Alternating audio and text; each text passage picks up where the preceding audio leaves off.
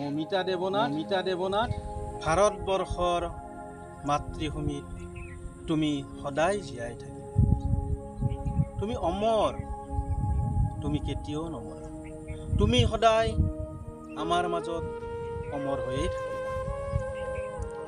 তুমি ভাৰতবৰ্ষৰ মাতৃভূমিত পদুম ফুলৰ দৰে, গোলাপ ফুলৰ দৰে তুমি জিলিকাই ৰাখিছিলা।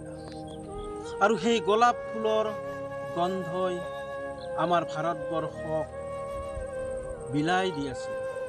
আৰু তোমাৰ সেই গন্ধই মানুহৰ বহুত উপকাৰ হৈছিল।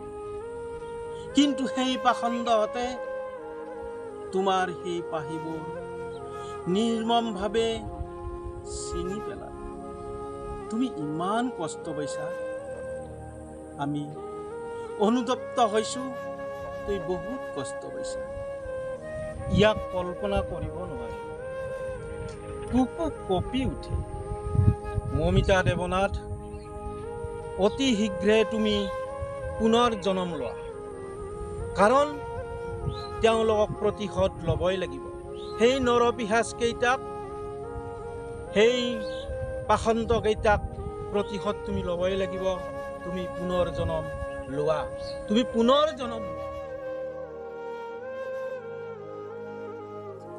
মই মমিতা দেৱনাথ, মই পুনৰ জন্ম ললো।